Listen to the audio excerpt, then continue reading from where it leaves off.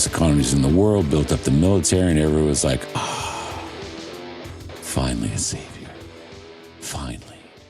And once they bought it. Hi, this is Wayne McCroy, host of The Alchemical Lantern. You're listening to Free World FM, the alternative to the alternative. WisewoodGoldandSilver.com.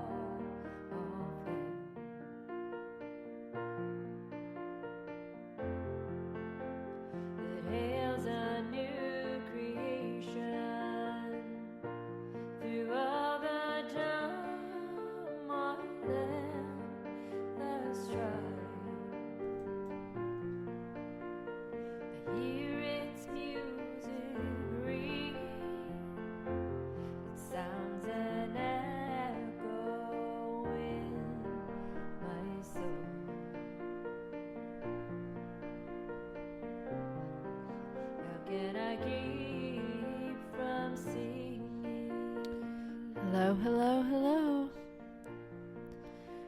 Lyndol Descant here, and this is Music as a Metaphor. Here in May 2024, in the middle of a bunch of solar flare activity. That's been the exciting thing of late, and above the turmoil and strife, well, I would say there's been a bit of turmoil and strife as well. But we're keeping our spirits up, and we're here today to talk about some fun topics. So last week, if you tuned in, we talked a lot about dimensions. That's really what the discussion was about. I was sort of broaching the idea of spiritual warfare and frequency warfare and music, and sort of bridging all of those things as sound waves from a physics standpoint. But thought I would use a New Age model, the third, fourth, and fifth, to discuss something that really is in physics and mathematics for over 100 years now, and that's the concept of different dimensions. So today I want to start with a few more thoughts on that, and then get into some discussions on the major scale and it's very difficult often for adults to understand how important the major scale is, and especially as it relates to key signature. So I'm going to use a fun little book that I've come across called, what's the name of this? Edley's Music Theory for Practical People by Ed Roseman. And we're going to use this to kind of break open that concept. It's a really good one. Once you understand it, it really makes music much more accessible. And then I'd love to round things up today with a discussion. It's advice for parents 101 when it comes to music lessons.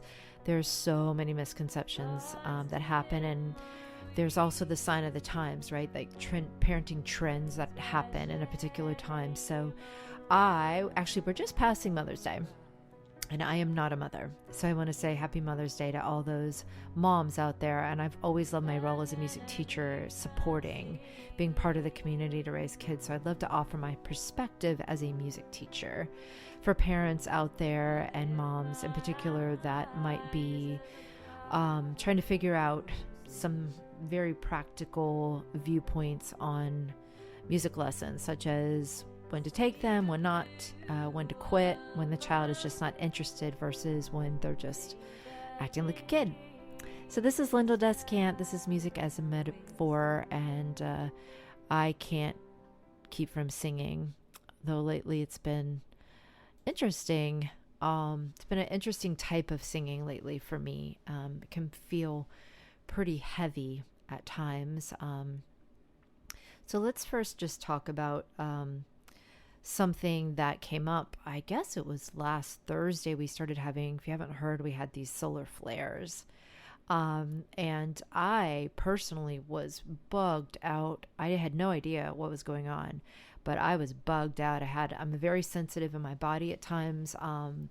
And I remember in particular Friday morning before I heard about the solar flares, just absolutely being like, what is going on with me? I had been trouble sleeping all last week. I had a lot of nervous energy. I had a lot of emotions, had a lot of, just a bug out is the right word. I don't know how to describe it. Just not comfortable in my skin, restless. And that particular morning I had woken up to work on my music video for that day. And it was going to be an emotional one. It's one about family.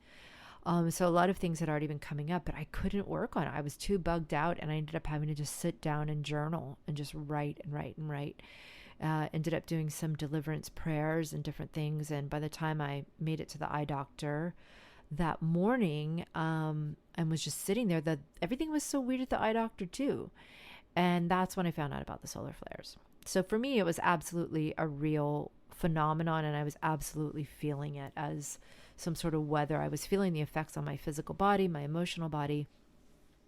Now, in the community, there's some disparity on how people interpreted that, because I guess a lot of people aren't tuned into space weather. On my Twitter, I have a few space weather guys that I'm happy to share, but I actually don't have my phone near me, but happy to share some of the sources that I have. One of them might just be called space weather.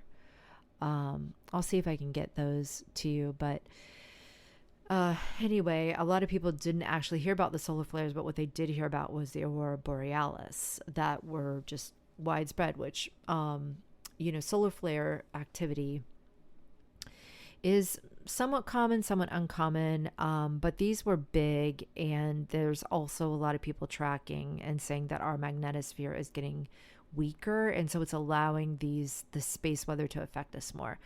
I'm not condoning nor endorsing. I'm not endorsing nor condemning that idea. I have no idea, but I'm into theories. I'm into listening to what people are saying out there. I'm into having open conversation.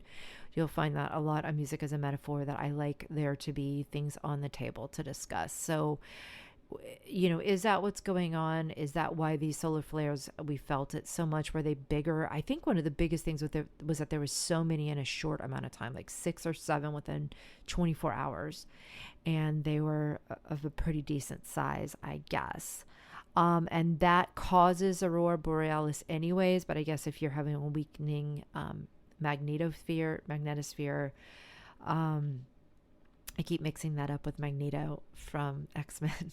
But the magnetosphere, the aurora borealis came down pretty low, and a lot of people were seeing it. And then there was this secondary chatter going on from the truther community that it was, I don't know if this is supposed to be something we're not saying. Everybody's saying a stringed instrument, but a program up in Alaska that modifies weather and has been around, I believe, since the 60s.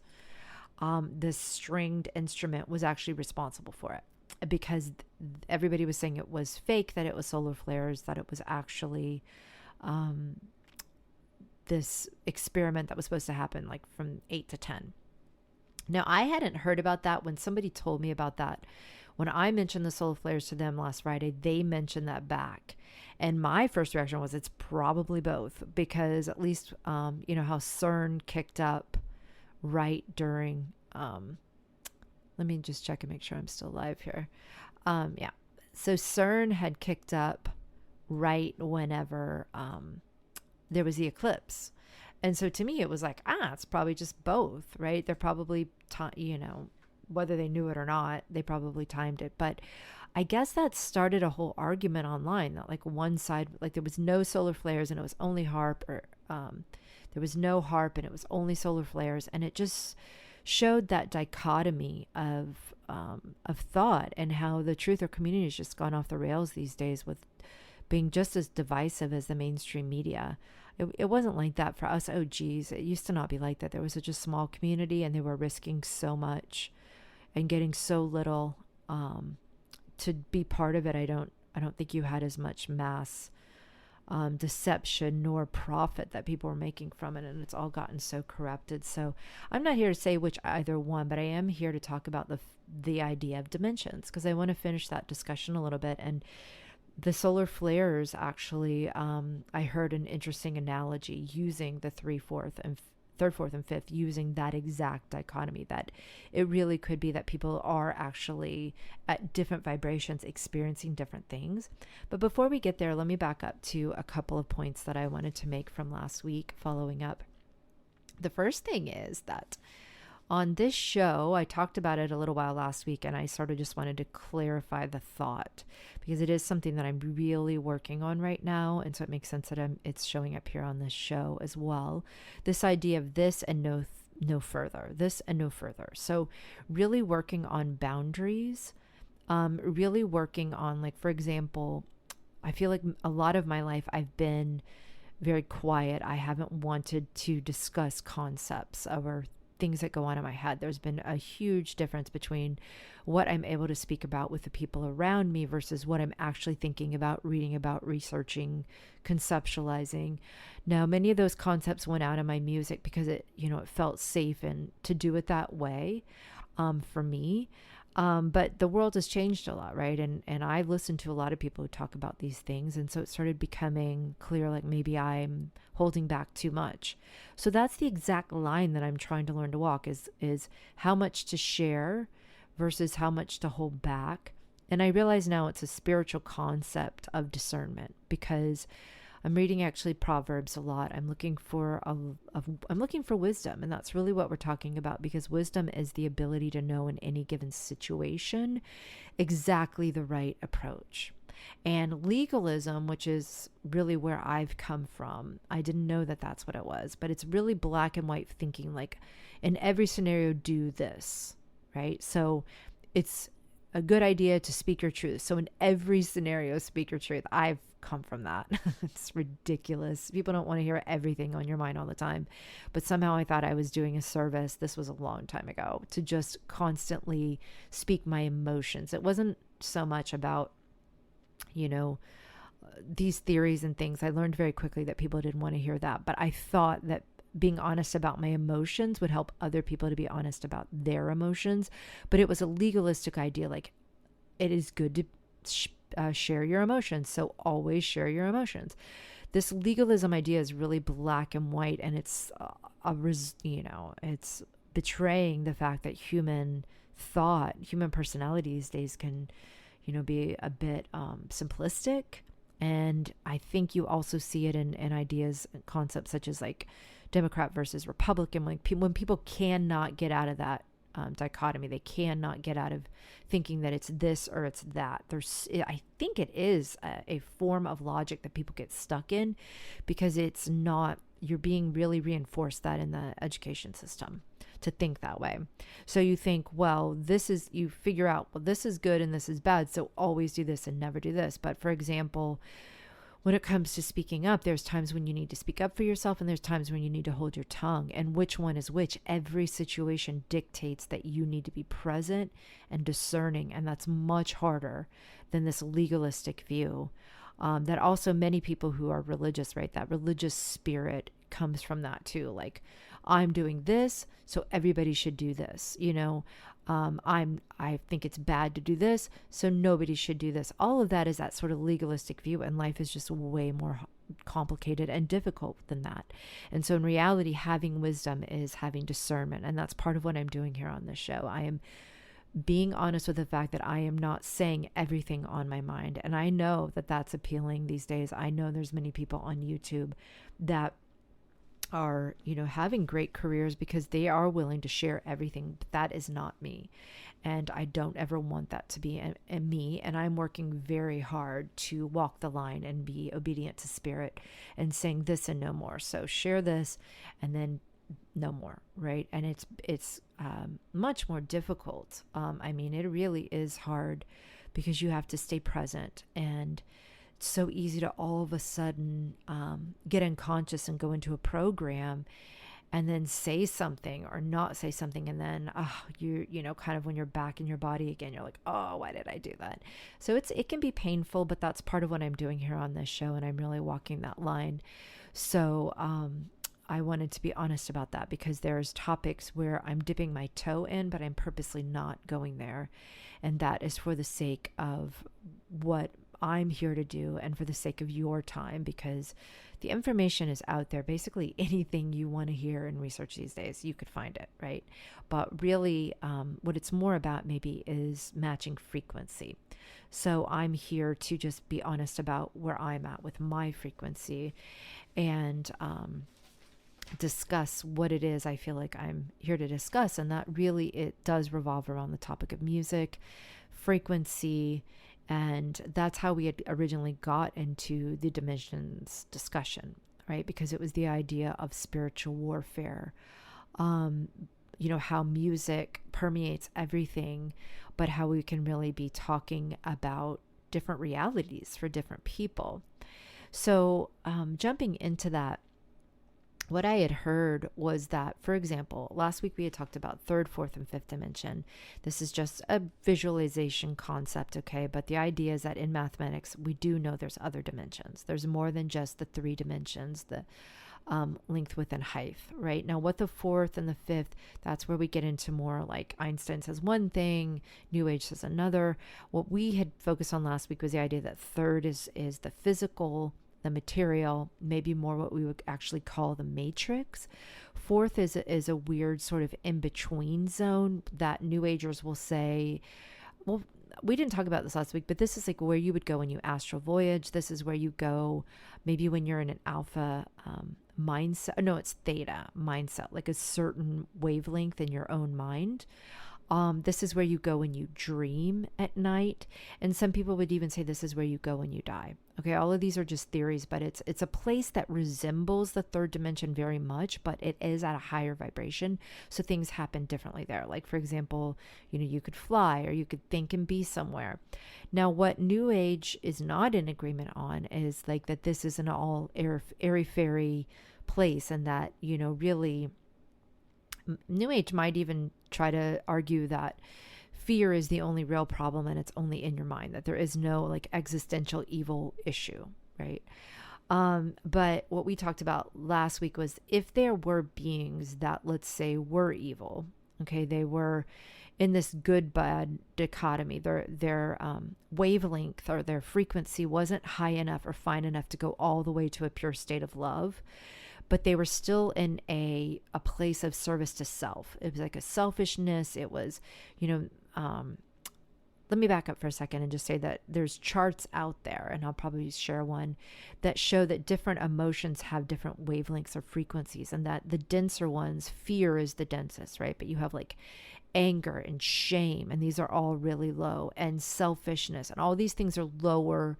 They're just going to vibrate at a lower frequency, whereas selflessness, love, peace, joy, kindness, selflessness, these things vibrate naturally to higher frequencies. So the higher frequency would maybe be fifth dimension and up, and from there on, these sort of negative beings can't get there. Right? They just can't get there. It just wouldn't work from this universal model. They would be locked out. And they couldn't fake it either, right? And these might be the type of beings that like to fake a lot of things. They want the shortcuts. They, for whatever reason, have a fallen nature and a lower nature, and they're vibrating lower. But they could be in the fourth dimension. And if they were in the fourth dimension, they would be able to have an advantage over the third. Right? They would be like, if the fourth is time, as Einstein said, then they would be able to sort of zip around in time. They wouldn't be slaves to time, right? And they would maybe be not in the electromagnetic spectrum of the three dimensions. So they might be invisible or just out of the visual spectrum that people stuck in the 3D or humans stuck in the 3D. They couldn't see it, right? So that would be the 3D. It's almost like an invisible fence that would be occupying the same space as the fourth and the fifth dimension, but because of where you're vibrating, you're going to experience or see things from a certain perspective. So if you were a more evolved, maybe the highest evolved of this sort of negative entity, you would be in the fourth dimension, right? That's probably where you would live. And then you would mess with the three-dimensional people. You would have dominion over them. You would be able to basically be like gods to them, but like little g gods to them, right? So that's my proposition of like, if we're getting into David Icke's reptilians, or we're getting into demons, or we're getting into like gray aliens or whatever, if there are entities messing with us and enslaving us and being able to do things that just completely bamboozle us, like mind control us, hypnotize us, make us forget things, make us miss time. They might be operating from that place, but the fourth dimension is still somewhat like the third. Like there might actually still be technology. There might actually still be physical things. So that's my idea, the fourth dimension. And I wanted to flesh that out a little bit more because, that's why I think astral voyaging, from my own perspective, can be very dangerous, because if you start rolling around in the fourth dimension without understanding that from a naive perspective, like I talked about last week, that anything outside, once you get outside of this 3D fence, especially 20 years ago when it was much harder to get out of it, you think it's all God. You think it's all supernatural. Anything supernatural is good or benevolent, but that's not necessarily the case. It might be a little bit more complicated than that. And once you're in that astral, or even in your dream state, you might be now more easily influenced by these entities if you yourself haven't worked on your own inner vibration, right? If you haven't healed your traumas, if you haven't learned to overcome your fear. And that's exactly what I did in my 20s. I didn't even know the depth of some of my traumas and my wounds and my fears, because I was operating in a more delusional space, like just a surface personality. And I started delving into astral voyaging and all these things without any protection at all. And it really did invite some very nasty, terrible things into my life that this and no more. I'm going to stop there with that today before I get into that. But maybe another time we can talk about that. But that is a path of deliverance. But this is what spiritual warfare is about, that these beings, that most people in the 3D are like, oh, what are you talking about? Everything's great, no problems, just da-da-da. But the people who have started to tap into the fourth dimension, they're recognizing that there's something more going on, and they see more of this influence or this being messed with. They see more of an evil force happening. But the people that are entirely in the third dimension, even if they're being affected by those beings, they're not aware, and they don't want to be aware, because there's a certain level of manipulation that's happening. This is all just, thought experiment, like a theory to try to explain somewhat what's going on. But I think when people say that they're woke or they're awake, but they're not really acknowledging anything that I'm talking about, they're seeing woke, they're translating woke as a counterfeit woke. It's more of a woke about, social justice or very 3D topics. They're not completely woke, but that's the point I wanted to get into with the solar flares.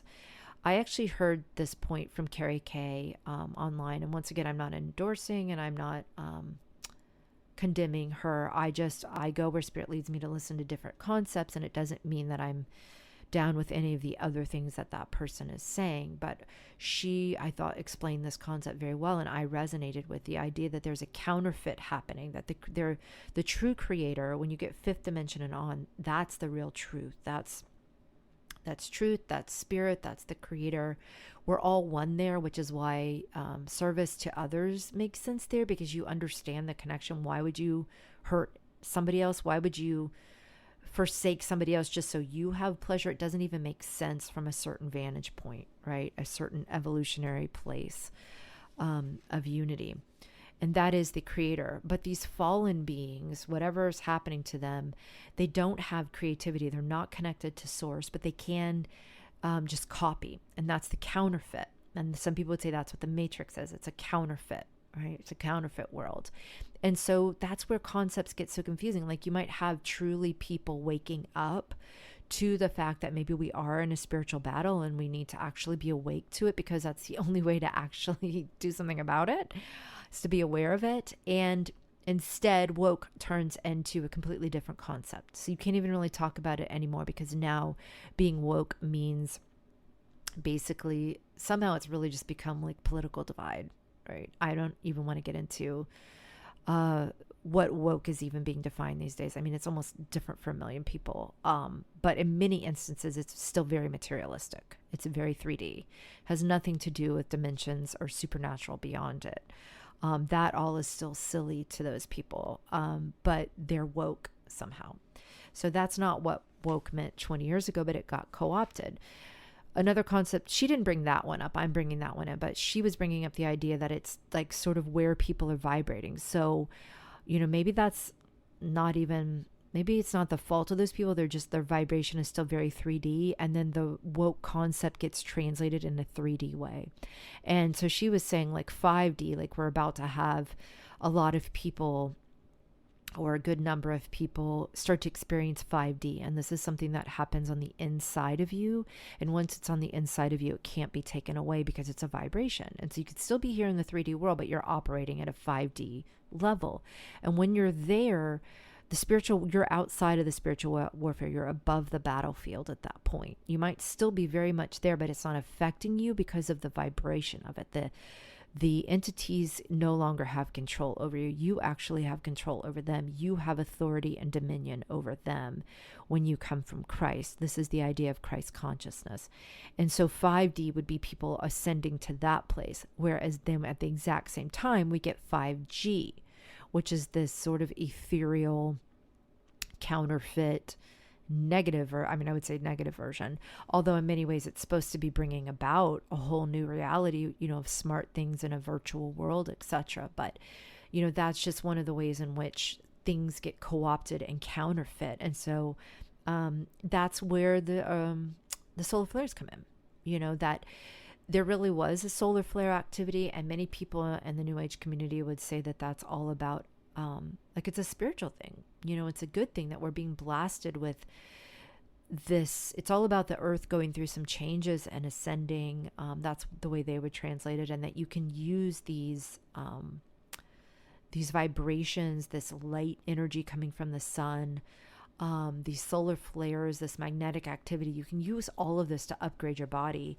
first and foremost by allowing things to come to the surface, which is definitely what was happening for me last week. Transmute it, heal it. It's all part of this sort of evolution that we're going through, an evolution that like the Mayans and all these people said, right? The age of Aquarius. It's all part of that. But then, and this is what makes me sad, then it would be translated though as like a negative agenda by these dark fallen ones through their stringed instrument weather modification. And it was all some kind of experiment on us, and it was all fake. And then you have people fighting over this, right? And that's the distraction, because, many people make the case that we are living in a time period where liberation is happening, that there are people who are finally getting free of this prison that we've been in, this frequency prison. They're ascending, they're returning to Christ consciousness, they're getting in tune with their source and their creator, which makes them these infinite beings. And so the only thing that the fallen ones can do, who have had this control from the fourth dimension and don't want to lose it, but would lose it if we all ascended to 5D, the only thing that they can do is to distract us and do this counterfeit stuff. And just because it's the end of it, it's their end. Once we're beyond them, that's it.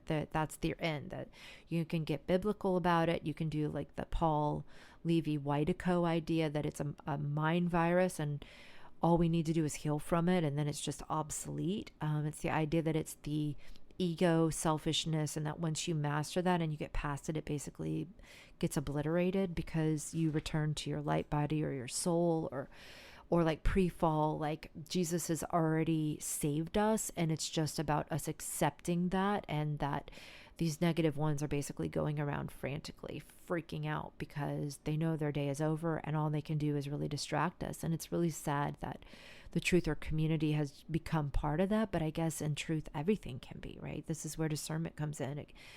Maybe that's my legalism view. For years it was like, oh, conspiracy theorists good, normies bad. I didn't call them normies because that's new, but these people that are continuing the matrix by not waking up, if they'll just wake up. But once again, that's in that, look at my vibration when I'm thinking that. It's us versus them, which is that dichotomy. And we're looking for the third way. We're looking for a much more intelligent way of viewing the world than black and white, because the black and white has been part of our prison to see everything as this and that.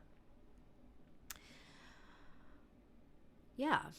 So the only other thing that I wanted to say about that is that the fourth dimension, if you're somebody who remembers your dreams, which I've been somebody who kind of remembers her dreams, I used to take it a lot more seriously. Really seriously. And I always was mad at myself that I wouldn't journal more, because it was true. When I journaled, I would actually remember my dreams a lot better. And I remember being jealous of David Wilcox, because way back in like 2015, 16, I listened to a lot of him, and he would dream journal and he knew all this stuff about it. And I was like, oh my gosh, if I really want to know the fourth dimension, like to me, the answers were in the fourth dimension. But I've since begun to realize that I think the fourth dimension can just be a big distraction. And I think Magenta Pixie talked about this idea that people could just find rooms there and live out eons thinking that they're in the truth, but it's still just more of a distraction. There's further to go where you sort of really get out of the illusion. So I don't know if that's the case, but I will say one thing about my dreams that's always been true is that I know the architecture. It's really hard to explain. I know the places and the architecture very, very intimately, almost like I know it all at once, and I can't explain it. And it's part of the reason why I have a hard time remembering my dreams, because it's such a different way of thinking. But I'm not an architect. I don't even really draw architecture. I've never been interested in that. But when I dream, I intimately know like the layout of places, and that's what I remember. I remember when I visited these places more than once. I remember these landscapes. I remember places, and it's not like an overview. It's not like I'm flying over them. It's like I know it all at once. So I wanted to mention that because I talked a little bit about Picasso and the Cubism movement, trying to, that's the thing about the fourth dimension, is the idea that you know all angles at once. And it's also creepy when you think that there might be beings in the fourth dimension that can kind of see that way as well, like see inside of us. I don't think that's true. I don't think they can see our thoughts. But I do think that whatever's happening from the fourth dimension is a leg up on the third. I'll say that. So I think that's most of the notes that I wanted to talk about for that. How did I do on time-wise? Yeah, well, I talked more. Time flies whenever I talk about these subjects in particular. But I'm going to go ahead and change subjects to some more, just talking about music a little bit more. And we can always come back and visit that more. So a few weeks ago, I had done a little talk on the major scale. Now, I'm behind putting some of these things up on YouTube. And I'm going to, I think I will go ahead and cut these up and put them up there.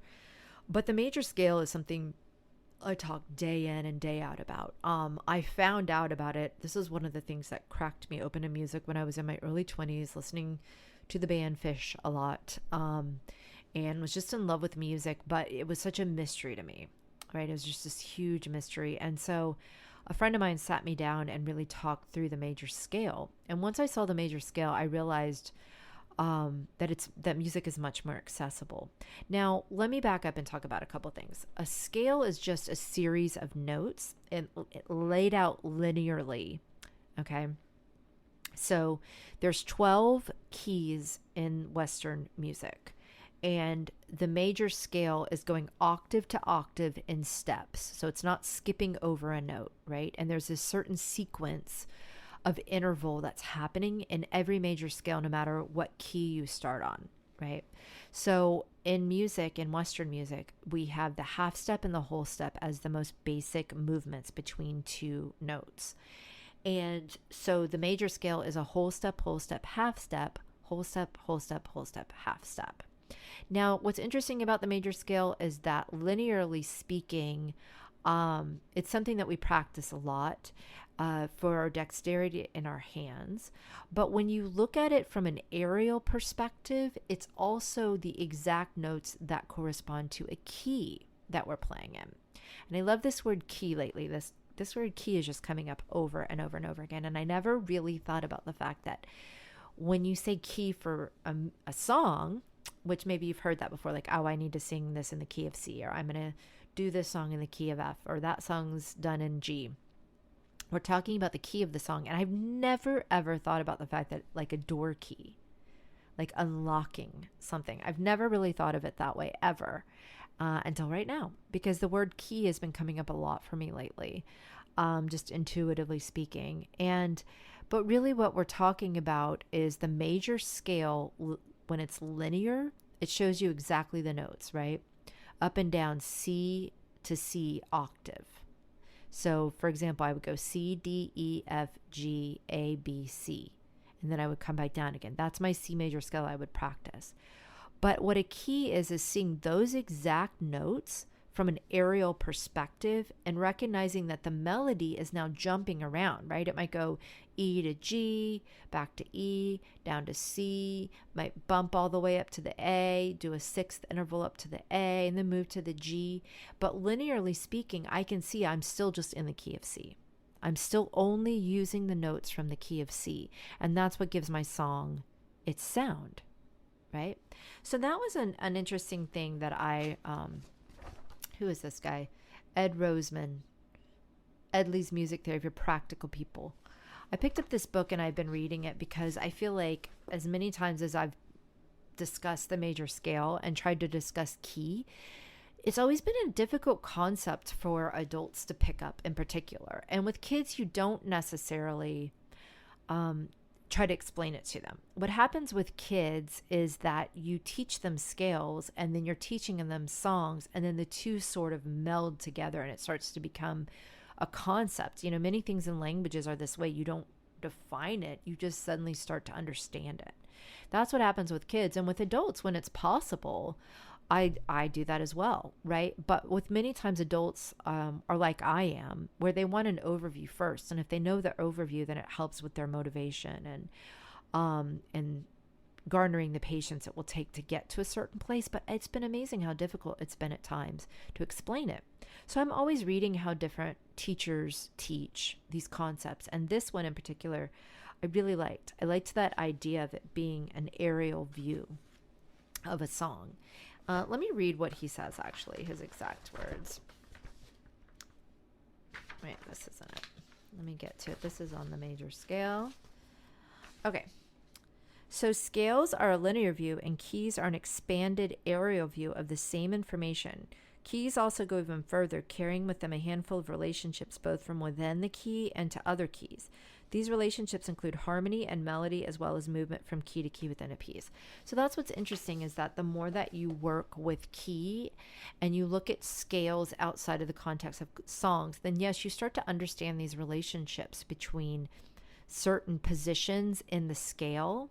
And it doesn't matter which major scale, right? It's like a major scale from F sharp or a major scale from C. That fourth note in the scale makes an amazing chord, the 4 chord. It's a major chord, and when you combine that with the 5 chord, starting at that 5th, and the 1 chord, well, now you basically have the essence of your blues. And you have 3 chords that are used over and over and over again, right? Let's just back up for a second and talk a couple of concepts. Harmony and melody are the basics of your song, in the sense that melody is one note at a time. And so if I take that scale, and like I was saying earlier, I do the 3rd note to the 5th note to the 4th to the 5th in this little pattern, and typically melodies repeat a lot in little patterns. That's my melody, one note at a time. The harmony is the chord or more than one note played at the same time to support and make that melody stand out. That's the harmony. And those two components together really make up the essence of a song. Though in reality, if you wanted to copyright a song, it's really the melody and the lyrics that you're copywriting, because the chord structures underneath, they really come down to this. There's not an infinite number of chord choices that would work. And that's what's interesting too. That's where it can come down to an arrangement of a song, because especially in jazz, they love to reharmonize. So you would have a certain melody, but you have different pianists that would want to play different chords underneath that. And even there's still a finite number of combinations that would really work for our aesthetics, at least. But they do, but that would be more considered the arrangement and not the actual piece, right? And this is one of the main reasons why I have a lot of singers come to me and they're melody oriented. They hear a lot of melody, but they don't know anything about an instrument. And so they are at the mercy of a pianist or an arranger or the people putting the chords to it. If you really want, more control over your music, that's why it's wise to learn guitar or piano, some of the easiest that you can use to come up with a harmony underneath. And once you understand the scales, the modes, once you understand that, then it's way easier to compose than you think. It's way easier to arrange than you could possibly think. It's a puzzle. So that's melody and harmony. So I got a little bit sidetracked on what I was going to say about that. That's the melody and the harmony of it. I'm going to get present with the moment. See if I can discern if this is a this and no further moment, or if I've just forgotten what I wanted to say about that.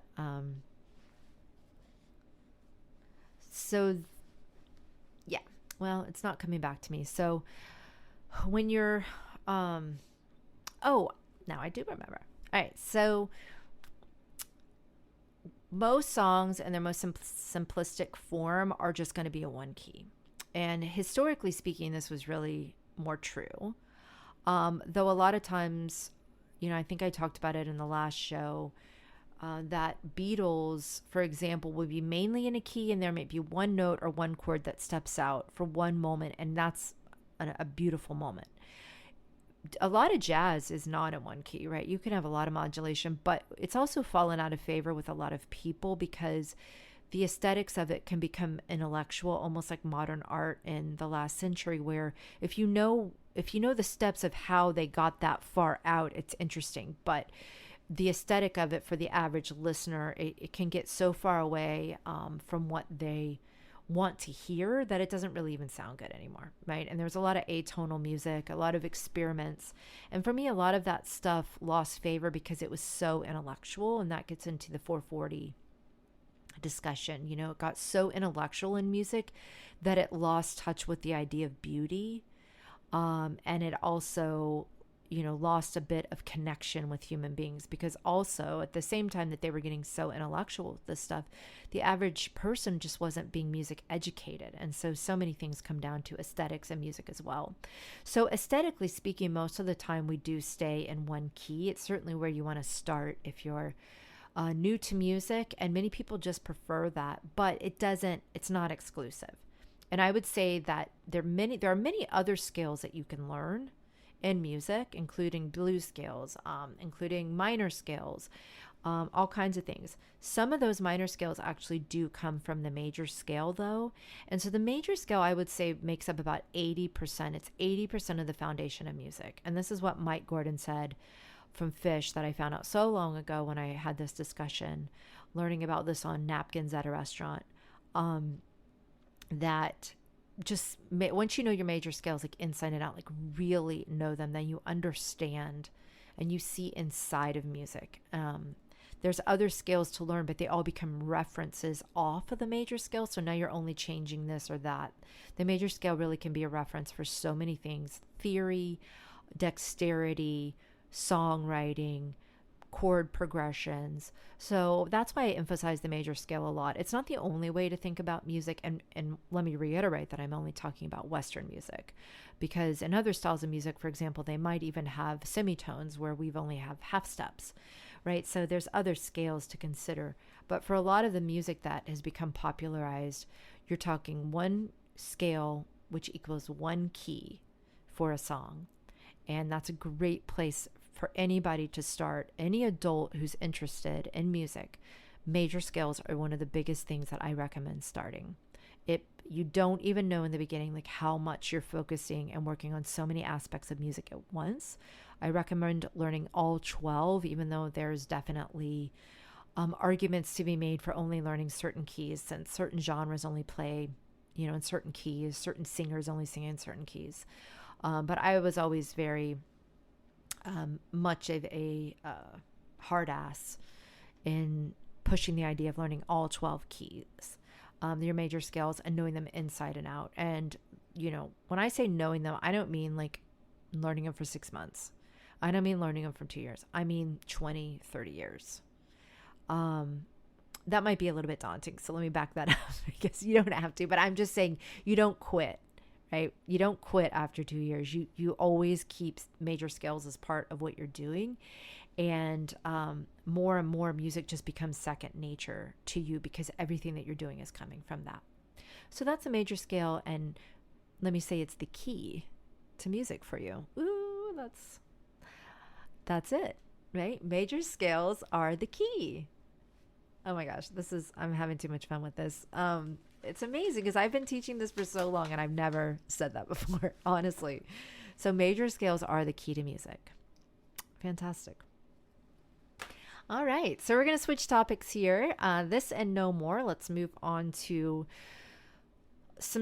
this is about parents. This is something that I want to aim for parents because, first of all, God bless you. Let me get a drink of water too.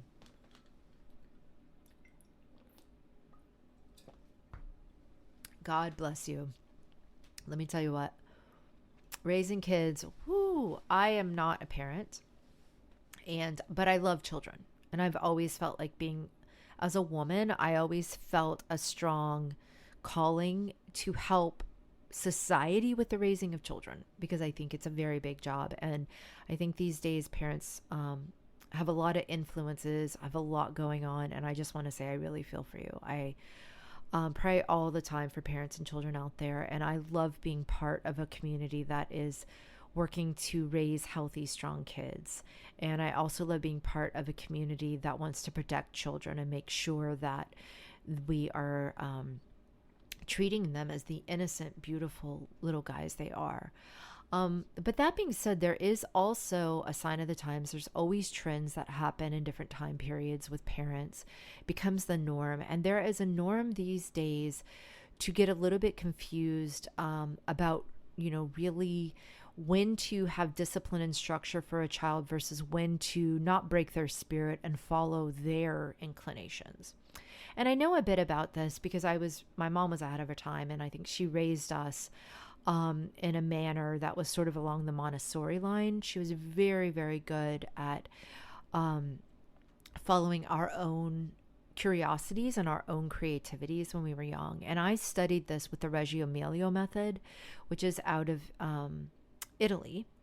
And this method is a lot about early childhood development. I was very interested in the idea of developing emotional intelligence at that age, as well as helping them to uncover what was their curiosity, what was their interest. Who are they? Even at that young age, you can see such differences in personalities and inclinations. And some of them, they come right in with it, right? It's not just about the parents or the society that they're in. I mean, children are so different one to the other, so unique, each one of them. And when you get a chance to work with as many as I have, then you get to see that.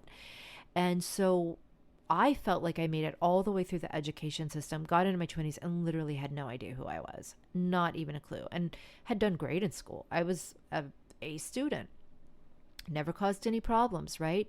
But suddenly it's my turn to make decisions about my life in the world. And I had not a clue. I didn't even know where to begin. So one of the biggest things I wanted to do is learn how to help children.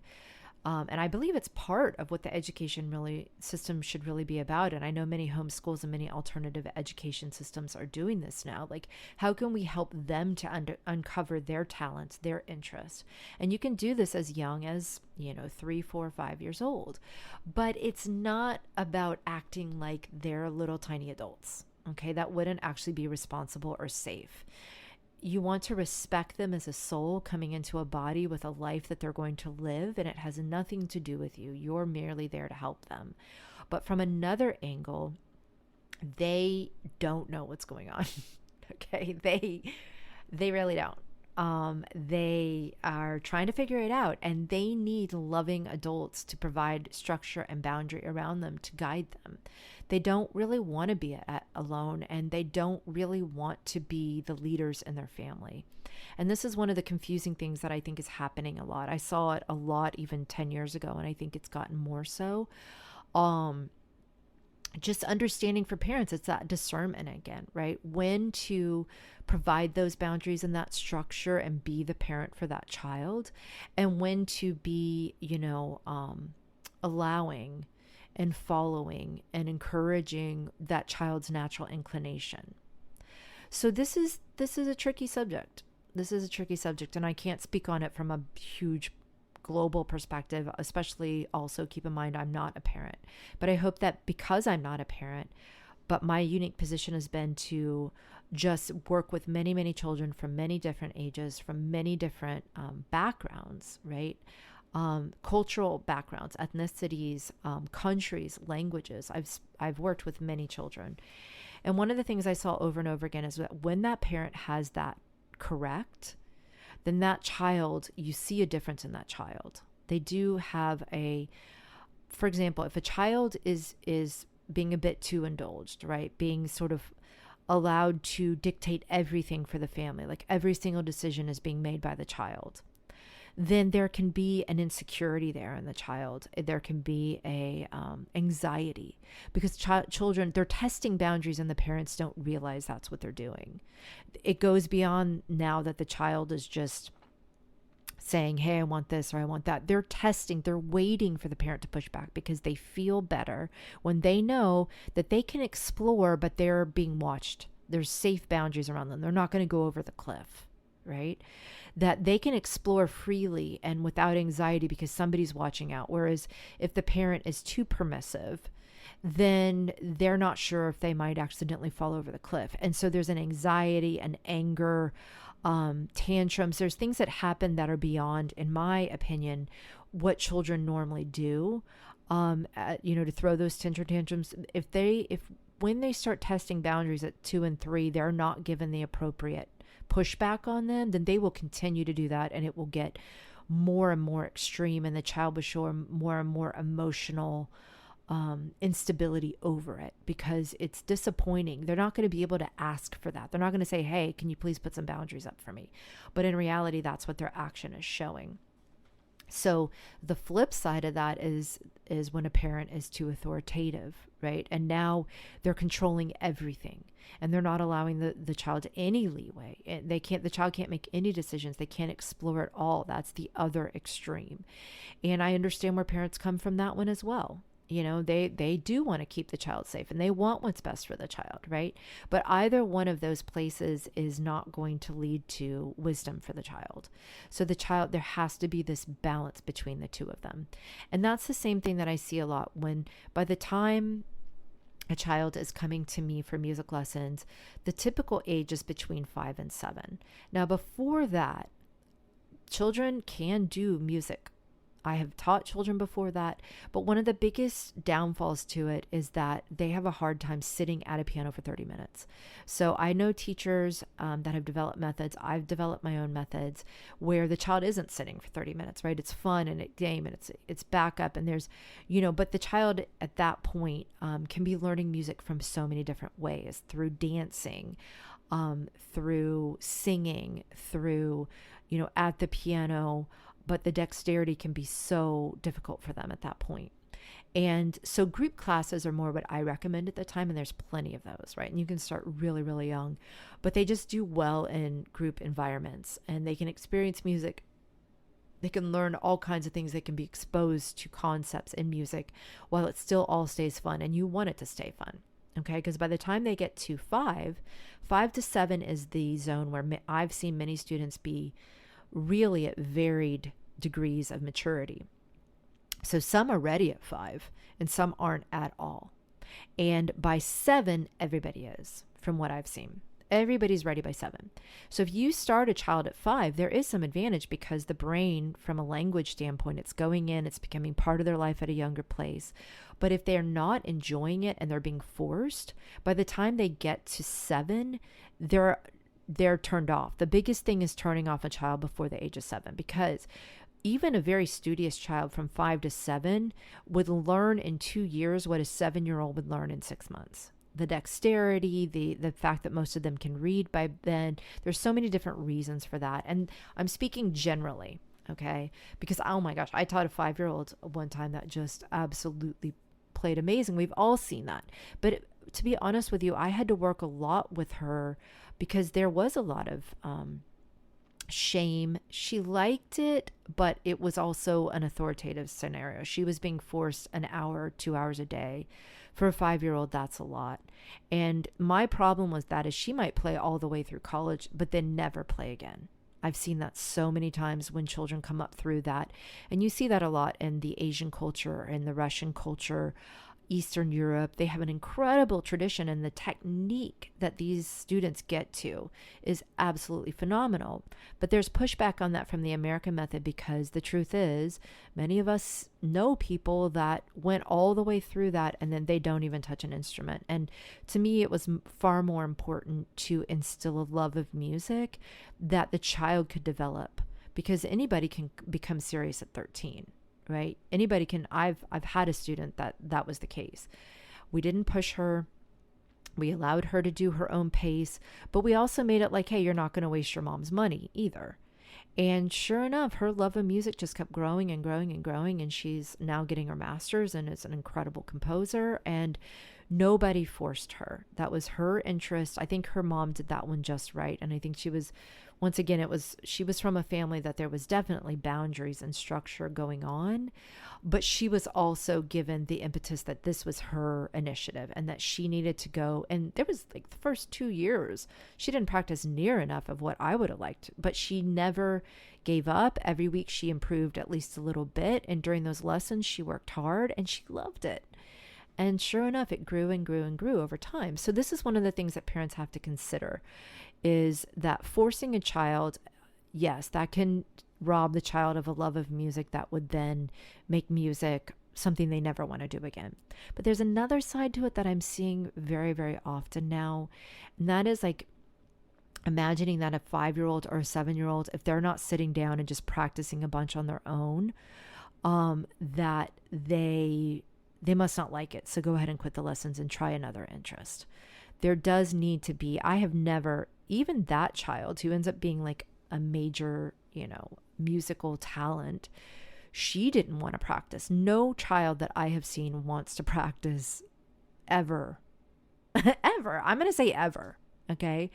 So there is some partnering and is some structure that needs to happen, and the expectations need to be managed. And many times in those early years, the students I'm working with the students, the parents are working with the students. We're not forcing, we're asking for minimums. And when those minimums are hit, we're encouraging it, and then it grows naturally on its own.